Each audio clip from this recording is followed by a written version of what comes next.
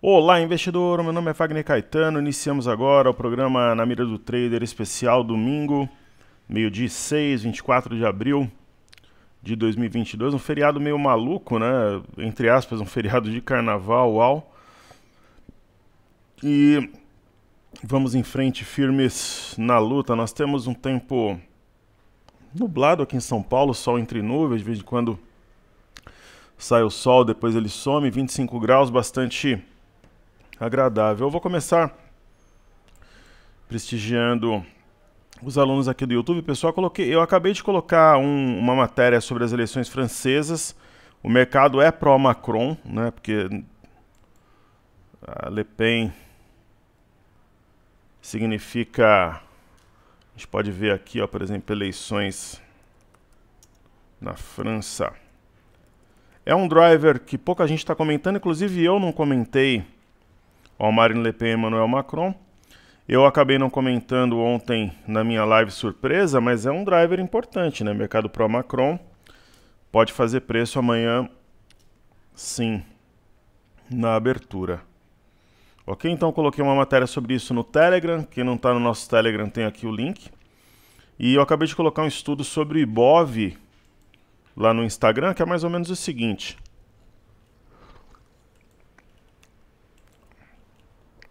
Eu coloquei lá a primeira imagem, o gráfico mensal. Na última vez, né, se a gente somar, a gente pega aqui um mês, né? 7,43 de baixa. Se a gente pegar os movimentos aqui, ó, de setembro,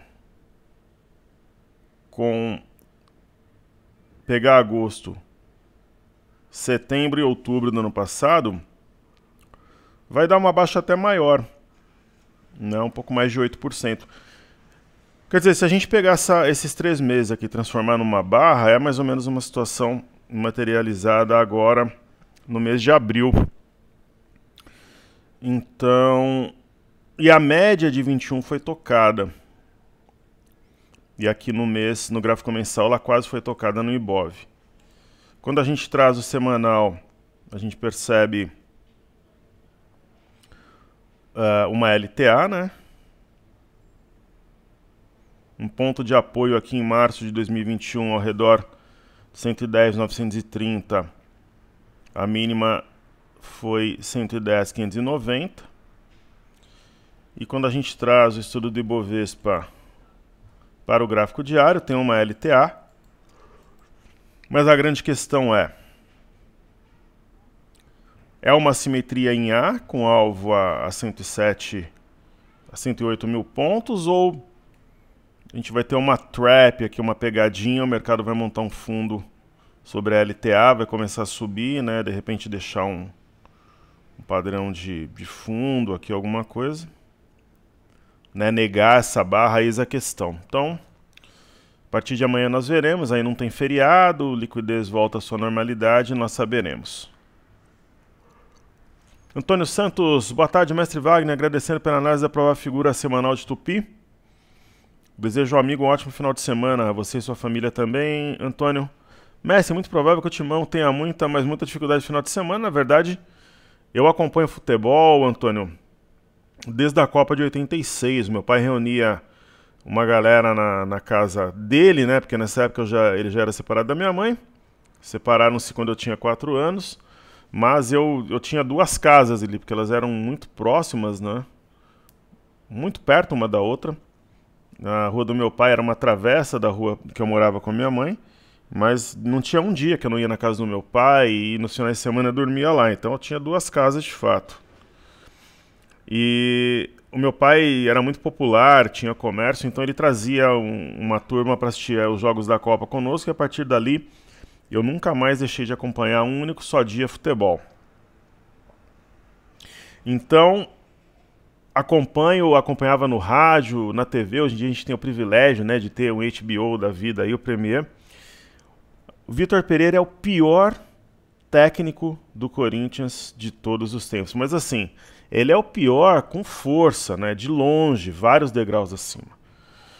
Né? Uma coisa é você tentar, né, um profissional como o Osmar Loss, que é ótimo, mas não deu certo. Né? Uma outra coisa é o Silvinho, que acabou não encaixando, ou no passado O Nelsinho Batista caiu com o Corinthians, mas já tinha sido campeão, enfim. Inclusive foi o técnico do primeiro título. O Vitor Pereira é o pior treinador. Se você pegar um treinador na várzea de alguns times aí que são muito bons, inclusive, o próprio Fernando Lázaro, que estava como treinador, ele aparentemente é um inimigo dentro do Parque São Jorge. Ele escala mal, troca mal, orienta mal, treina mal. Ele é muito ruim, muito mesmo. Lívio Sadilawal, boa tarde, Wagner, tudo bem? Poderias fazer uma análise fundamentalista de Gafisa? Os números estão melhorando a cada trimestre, obrigado. Um grande abraço a você. Então vamos ver Tupi. E o Corinthians ontem deveria ter tomado uns 8 que aí esse cara já teria se mandado embora de uma vez. Uma coisa, pessoal, quando o profissional trabalha, ele tenta, ele é trabalhador, aparentemente o cara tá fazendo pra esculachar. Eu acho que como teve protesto da torcida, não sei, não dá pra entender. É um negócio sério. A escalação que ele colocou ontem é uma verdadeira piada. Trocou mal. O Corinthians é uma presa fácil. Se eu reunir meus amigos aqui do prédio e pegar um ou outro na rua, completar o time e for jogar contra o Corinthians, é capaz de a gente ganhar de uns 2-0. Tupi na semana 13 com 78. Claramente aqui um fundo duplo. O eixo do fundo duplo a 19 com 60. Então fechou acima da média de 21 no semanal. Porém não acima da LTA, mas deve fazê-lo. Se a gente baixar aqui para o diário, né, ele está ensaiando aqui um rompimento dessa LTA. No mínimo, o gráfico indica uma busca por 21 com 19. Sobre a Gafisa, então vamos colocar aqui GFSA3. Gafisa ainda com aqueles candles meio craquelados, né, sem muita convicção, porém, se ela começar a trabalhar acima de 1,71, a gente pode ter um fundo duplo, 1,72, 1,73. E no semanal, ensaia-se aqui um ombro cabeça a ombro invertido. Para a gente fazer um estudo fundamentalista, a gente tem que ter informações, o embasamento técnico, né?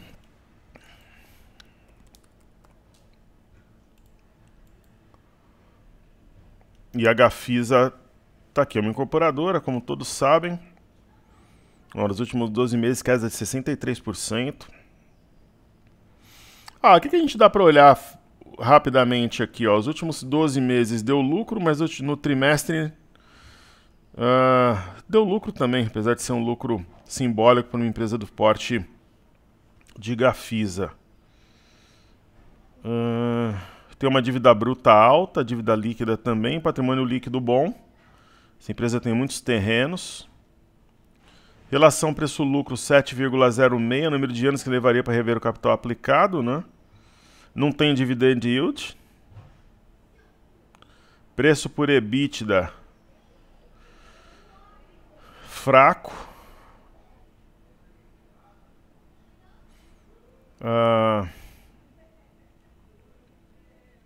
Margem EBITDA 5% é muito baixo para uma empresa do setor. E o ROI, que é retorno sobre patrimônio líquido, 4,5% fraco também. Mas não é uma situação, talvez, que justifique o ativo negociar a 1,71.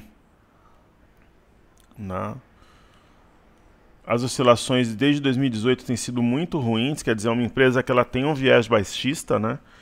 Então o preço por EBITDA 13,99, né? Um número fraco também, não paga dividendos. Só que é uma empresa que, querendo ou não, dá lucro, né? Só que talvez não um lucro que justifique um aumento no seu preço. Agora, se você fala numa guerrilha, alguma coisa para pegar, de repente, 10% no ativo e foi cumprida aqui uma simetria em A, uma melhora no setor, eu falei sobre isso numa matéria que eu coloquei no Telegram anteontem. Pode ser uma boa. Agora, se você vai para um ativo mais arriscado, dessas empresas que caíram muito do setor, eu prefiro, por exemplo, o Elbor. Eu acho que é uma empresa mais organizada. Tecnisa, em relação à Gafisa, elas estão ali num barco parecido. Aí ficaria ali pau a pau, mas entre elas eu preferiria a Elbor ou uma Mitre, por exemplo. Mas aí você fala, professor, mas a Mitre não caiu tanto proporcionalmente, mas eu acho que é mais negócio. E sendo sempre coerente, né, nós temos JHSF3, que é uma das maiores posições que a gente tem no setor. Eu entendo que o JHSF3 a R$10 ainda é barata. Ela está armando um novo pivô aqui. Na minha visão, a gente tem Cury. Mas entre a compra e a venda, a Gafisa, entre a compra e a venda, trabalharia na ponta compradora. Cury deixou esse martelo aqui, um sinal interessante. Parece um mastro bandeira. Aqui em Cury a gente tem a Melk, que é a Melnik, que é uma empresa... Ó, deixou um martelo aqui. Então, por exemplo, você fala de Melnik, você coloca os números aqui, Melk 3, né?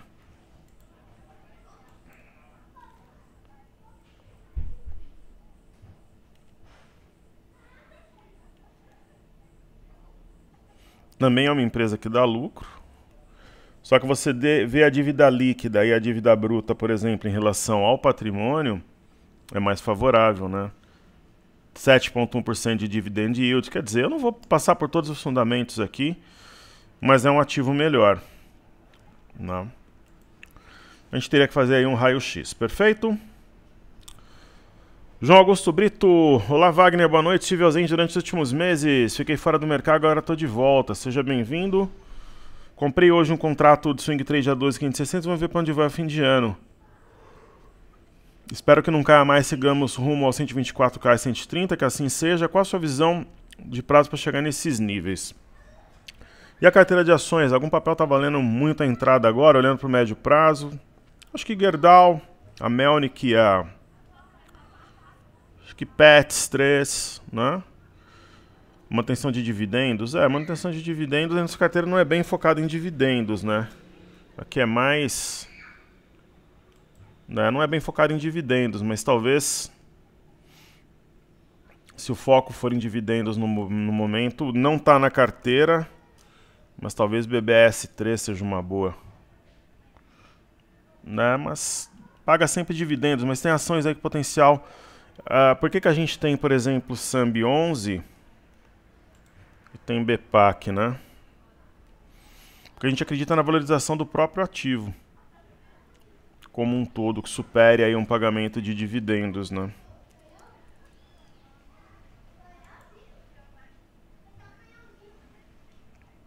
Em especial BPAC. Mas sobre o mini índice, eu acredito em alta no médio prazo. Tem muita gente que já está extremamente preocupada, perguntando para o professor, o mercado já vem em baixa e tem aquele sell man go away, né? Então... Se a gente pegar o Ibov aqui, ano passado ele subiu em maio e fez o topo em junho. Só que o mercado vinha de uma alta, agora ele vem de uma baixa. Será que o caminho mais natural seja uma inflexão em um movimento altista, né? Será que a simetria altista ela não está mais ou menos proporcional? Esses níveis eram proporcionais a essa região, né? Será que quebrou a simetria? Amanhã acho que já vai ser um bom termômetro. Mas acredito que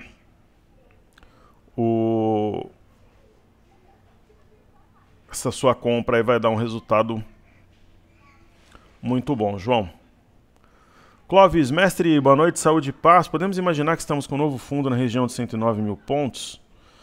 Considerando que hoje a mínima foi em 10.590, no pior cenário, porque poderia corrigir um pouco mais para firmar o fundo duplo e lançar uma nova alta. Entendo que os estrangeiros sendo determinantes, eu também. Tinham saído até o dia 13 1.7 bi e reduziram a saída, exato, né? Eu acho que eles são determinantes. E uma formação de fundo com retorno dos estrangeiros seria algo duplamente interessante. Sobre o Ibov, a gente está entre uma simetria em A ou a correção até a linha de tendência de alta. E eu vou além, né? Eu tinha feito esse estudo mais completo aqui no no Cartesian. Isso daqui era o desenho da simetria, né? Eu acredito que as retrações de fibra nem vale a pena manter. Na verdade, perdeu tudo aqui, média de 5, 21, de 200, e a ideia é que exista um rompimento falso, tanto da LTA, na verdade aqui é uma mistura de canal com alargamento, né? Porque as retas não são exatamente paralelas. A gente pode ter um fora da banda dentro da banda. Imagina se o mercado começa a subir e ele indica um rompimento falso dessa LTA. Ele começa a trabalhar acima da média de 200 e dentro da banda. Seria um baita sinal de fundo. Perfeito. João Vinícius, querido amigo, eu investidor, trader top. Boa tarde, querido Wagner. Felizmente, as notícias sobre a inflação dos Estados Unidos e as caras das bolsas europeias e chinesas afetaram fortemente o índice para queda. Fato. Será uma reversão do mercado a partir de agora, em virtude de tudo que aconteceu lá fora? Que Deus siga te iluminando. Um abração. Eu acho que tem as eleições na França, João, tem a reabertura na China, tem muitos drivers à mesa e quando é assim, vira um balaio de gato, né? Se começa a subir, o mercado vai encaixando os drivers positivos aí teria um espaço amplo para subir. Eu acho que tudo começa por se vai ter ou não reabertura na China e pelas eleições francesas. Aí durante a semana vai ter PCE, que é o índice de inflação americano, e aí vamos caminhando. Nosso querido amigo Joaquim Roberto Anselmo. Caro Wagner, tudo de bom, que Deus ilumine nossas posições, que assim seja. Cara, quanto de patrimônio tens para ter cada contrato de milho? R$ 2.700 aproximadamente, pode ser em renda fixa, pode ser em ações ou dinheiro.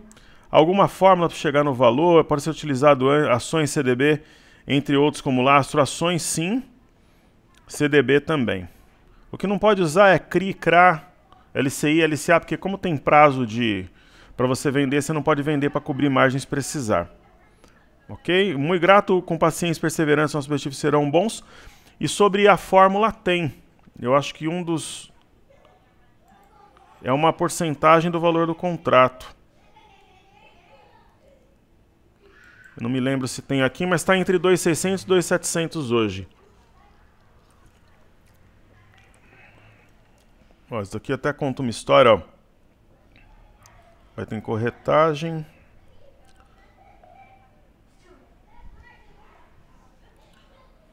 Deixa eu ver.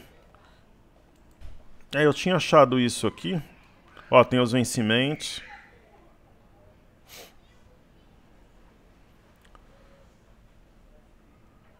É uma porcentagem do valor do contrato. Vamos fazer uma conta.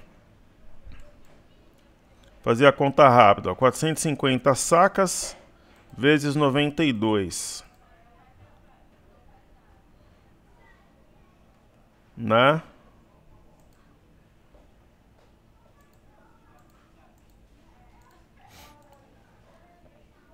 É em torno aí de 0,7. Não, de 7%. Eu acho que é isso mesmo, é 7% do valor do contrato. Então tá entre, conforme vai subindo, essa margem muda, né? Então 2.700, 2.800. Acho que é 7% do valor do contrato. Então é isso, né? Quanto que fechou? Vamos fazer direito aqui o negócio. 92 com 31 é aproximadamente isso. Ó, 92 com 31 vezes 450 vezes... na verdade eu coloquei um zero a mais, vezes 10, né? Isso aí, é 7% do valor do contrato. Mas não atualiza tão rápido assim, por exemplo, se hoje eu for... Deixa eu entrar na plataforma aqui. Ó, e esse milho parece que vai para cima, lá para R$100 mesmo. Deixa eu ver na XP ou no BTG, qual dos dois que eu consigo...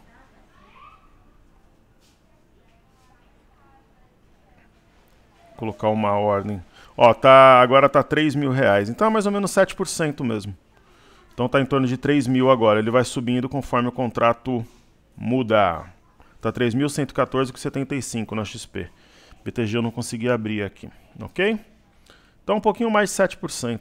Aproximadamente isso. Ok? Quando a gente começou a operação, estava um pouquinho menos de 2.700, agora está 3.114. De acordo com a volatilidade, o próprio valor nominal, isso vai aumentando. Muito grato, com paciência e perseverança, os objetivos serão bons. Depois passadas algumas tempestades, o mundo tem que produzir principalmente alimentos, insumos primários, né, agronegócio, mineração e siderurgia, comércio, supermercados e indústrias, né, peças, veículos autônomos e por aí vai. Você está corretíssimo, muito inteligente teu comentário. Eu tenho alguns setores, né, que eu acompanho. A gente viu a Tupi, por exemplo, né, Tupi 3. Eu tenho alguns setores que eu acompanho e que costumam largar na frente. Ó. O setor automobilístico, você pega a Tupi, você pega a Rapt 4, ó, tem reação. Você pega a Pomo 4, dá pra gente dizer que o setor já está reagindo. E são ações que eu acho que podem subir 30%, 40%, 50% de repente em 1, 2 meses, até mais. Porque elas têm figuras, por exemplo, você tem uma figura de alta em Pomo que só tem parada a 3,50. Você tem, por exemplo, Rapt 4 aqui, uma figura também que mostra uma possibilidade de se rompido 11,31 de buscar 12,50, acima disso R$15. Quer dizer, a ideia que passa é de movimentos potencialmente amplos, assim, enfim.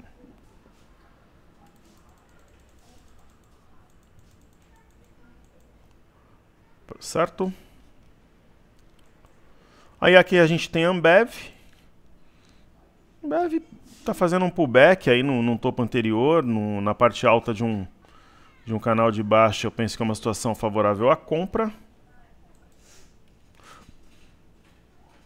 B3, SA3 está na base de uma mistura aí de canal com cunha, né? Então, o problema de B3 e SA3 é se ela perder esse fundo aqui, materializar uma subbandeira de baixa, mas muitas vezes quando você tem uma figura grande de queda ou alta, né, você tem uma antagônica. Então é uma questão de medir o fluxo, ver como é que vai estar no mercado, para tentar antecipar um movimento de inflexão. Setor bancário tem BBS3, eu vejo essa queda como oportunidade. Está na retração de FIBO de 38,2, daí a gente vai ter Bradesco.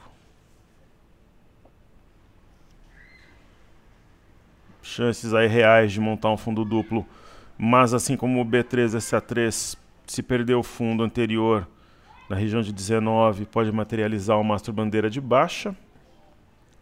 A Itaúsa se aproximando de uma LTA. É uma situação de compra ótima, na minha opinião. Foi montado um fundo em janeiro e em março nessa região. E até observando os ativos do setor bancário, né, como Itaúsa, Itube, que já corrigiu fortemente, dá para a gente traçar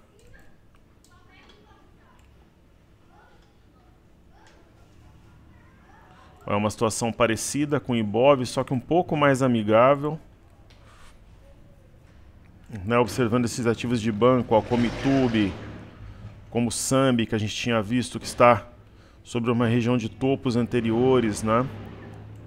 Como a gente tem aqui Bepac, por exemplo, bem pertinho de uma LTA, me leva, aí estudando também o IFNC, né, me leva a acreditar que a gente está diante da formação de um fundo. Porém, entretanto, todavia,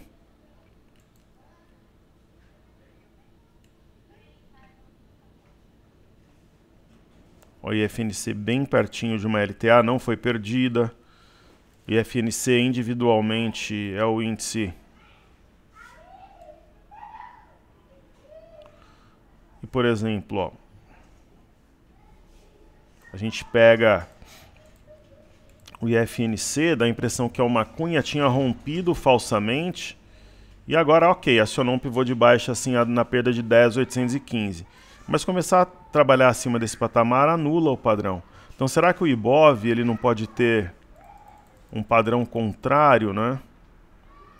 De perda de uma LTA, um movimento contrário, por exemplo, ao que aconteceu com o IFNC? Eu acho que é uma possibilidade, o que aconteceu aqui em cima, né? Aí a gente tem positivo, que está segurando firme na região de 8,50. Isso é bem interessante, esse movimento. Aí teremos o IMAT. Se aí desabou mesmo, né? Mas está exagerado, na minha visão. Esse aparentemente perdeu o canal. Seria através de um gap de fuga, né? Parece exagerado esse movimento. Isso tem tudo a ver com o lockdown na China. Por isso que eu falo, tudo bem, tudo começa... Ó, 5.711, né? Tudo começa pelas eleições na França. Mas o driver principal, principalmente para o Brasil, que tinha descolado tal do exterior, é a reabertura na China. E no setor imobiliário, esse gráfico está corrompido, vamos ver aqui, MOB.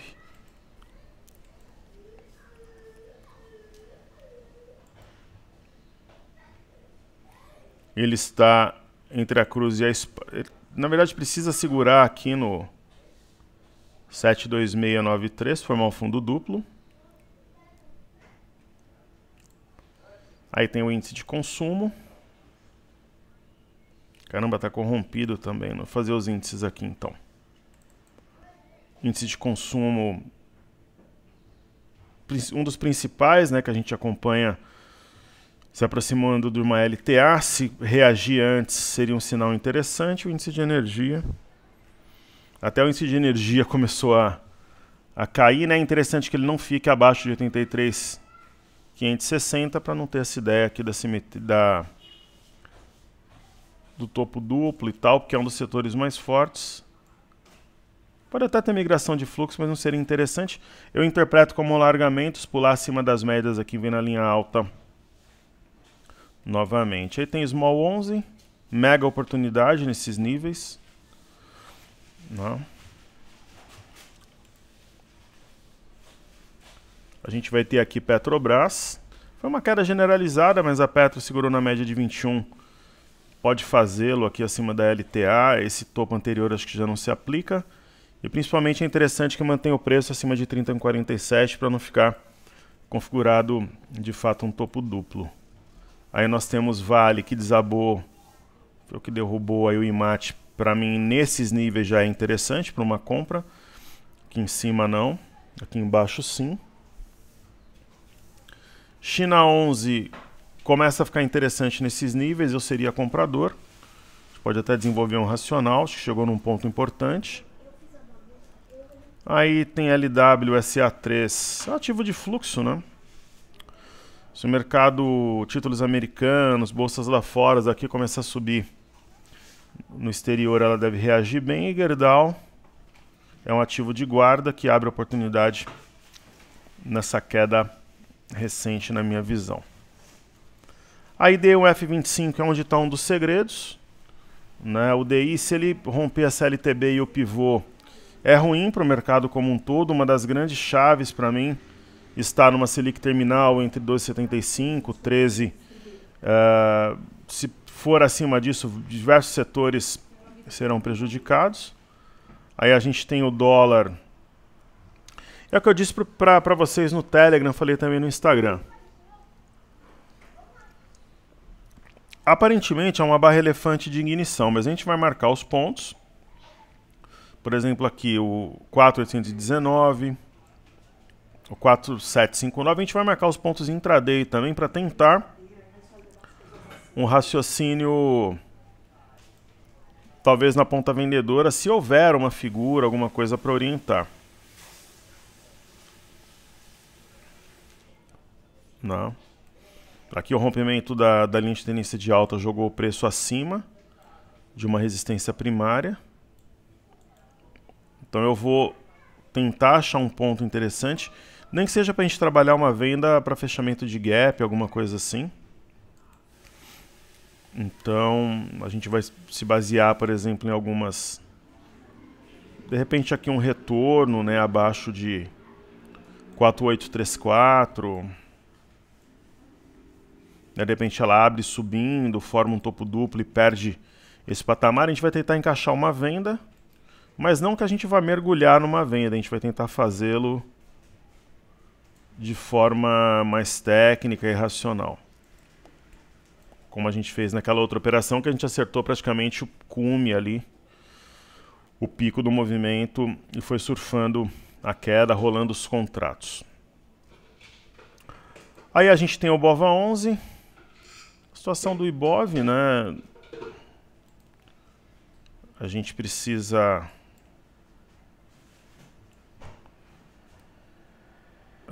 trabalhar isso de forma bastante racional e trabalhando aquele movimento antagonista que é uma das máximas da nossa metodologia. Aqui é que eu queria chegar. A gente já fez muitas operações, inclusive públicas, né, pegando movimentos contrários e antagônicos, sinais acima e abaixo de um movimento mais substancial, importante e com muito êxito, né? Então, da mesma forma que aqui havia um otimismo muito grande e houve um rompimento falso do canal, né, não sustentou o preço acima de 116,25, a gente pode... Porque o Ibovespa é um benchmark, né, de referência. O BOVA11 você pode operar, comprar, vender. Então seria um movimento antagônico aqui, né, aqui o auge do otimismo, o mercado vai voar, vai para a máxima histórica, ele desce. Aqui, tá perdendo o canal, ele vai descer, vai para o chinelo, simetria em A, e aqui, a partir daqui ele forma um movimento de inflexão. Possível, né? De repente um fora da banda dentro da banda e principalmente a média de 200 nesse momento como referência. A média de 200 ela não é tão eficaz quanto a de 21 e de 5, mas, por exemplo, aqui, ela não disse nada, né? Já há muito tempo, mas... Em uma situação esdrúxula, envolvendo feriado, com menor liquidez e com gap,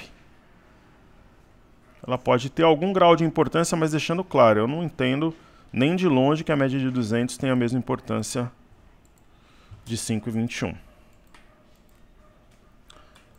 Aí o mini índice, tem aí a LTA, digamos assim, o canal mais perfeito é no mini índice. Aqui houve também um rompimento falso da parte alta, foi recente, né? Aqui também no auge do otimismo, né? E tem gap, aquela história, começa a subir o gap, vira referência, mas amanhã é um pregão muito importante, principalmente se começar a subir volume, volatilidade, marcar um fundo, seria um sinal forte.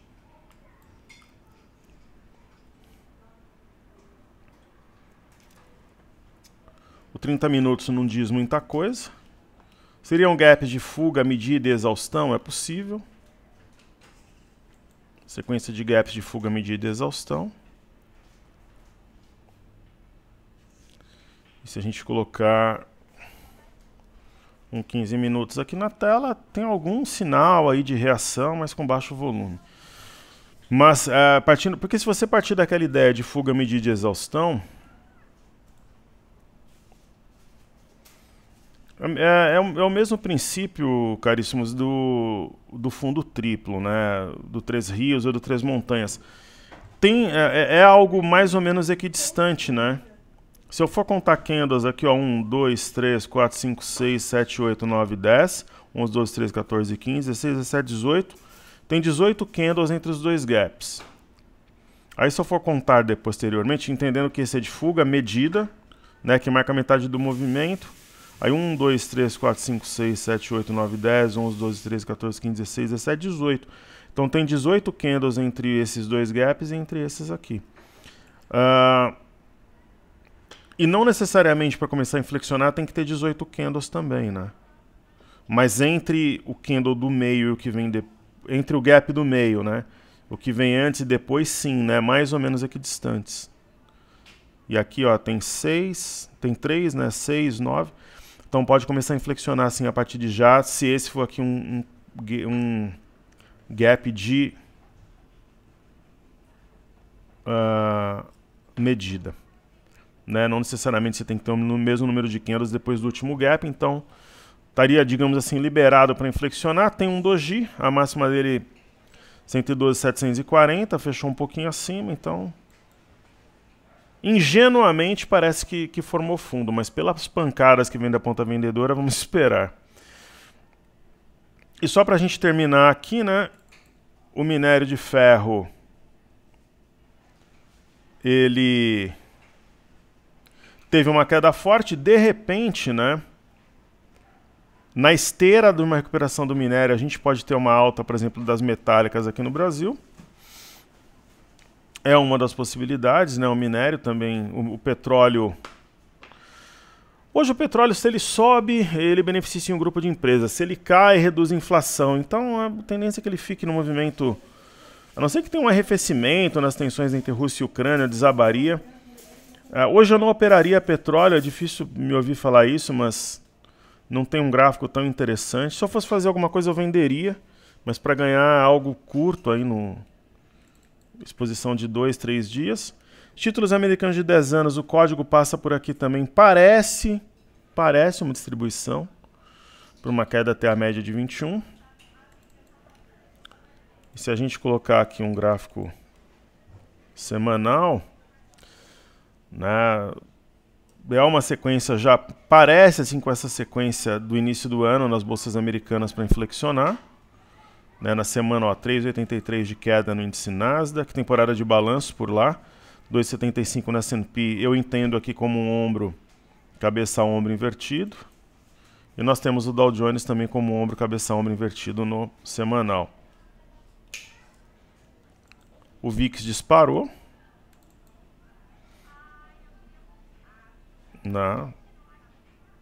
Só se tiver uma barra que negue essa anterior, mas ele rompeu um triângulo e foi embora.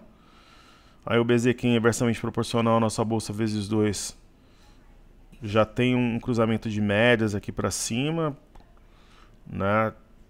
O rompimento da máxima deve levar a um movimento mais forte, só que acho que está esticado já. O EWZ é o mais perfeito, né? Se você comparar o Ibovespa, a BOVA11, ele está milimetricamente na LTA. Tem tudo para reagir a partir daqui. E a gente vai ter Bolsa do Reino Unido, uma barra que, uma vez negada, pode impulsionar bem o preço, mas pode ser uma barra de ignição. Mas eu acho difícil, apesar dele ser a bolsa diferentinha, porque você pega aqui, ó, a Bolsa de Paris, Eurostock 50 perdeu a LTA, então já não tem a mesma direção. E o índice DAX também está acima da LTA. Eu acho que o fator principal serão as eleições na França, né? Tudo indica que Macron será vencedor e pode beneficiar não somente a Bolsa de Paris, como a Europa. Fluxo para mercados emergentes. É um sinal de fundo? Talvez. Isso aqui pode ser um martelo invertido. É um sinal que eu gosto, porque pega os vendedores aí de calça curta. E o DXY não tem sinal de topo, a não ser que comece a trabalhar abaixo de 101,035, 101,028. E o Bovespa em dólares, ele vai seguir aí o racional do EWZ, né, o EWZ é como se fosse o IBOV, é como se fosse o BOVA11, mais ou menos ali negociado no exterior. E se a gente perceber aqui, ele está milimetricamente sobre uma LTA, e eu acho que tem tudo para reagir e que essa barra foi uma exaustão. Então é isso, está entregue, pessoal. Eu desejo um bom domingo, espero que o estudo seja útil. Tem conteúdo também lá no Telegram e no Instagram. Estamos juntos em todos os momentos, no céu de brigadeiro e no mar turbulento. Bom domingo a todos, valeu!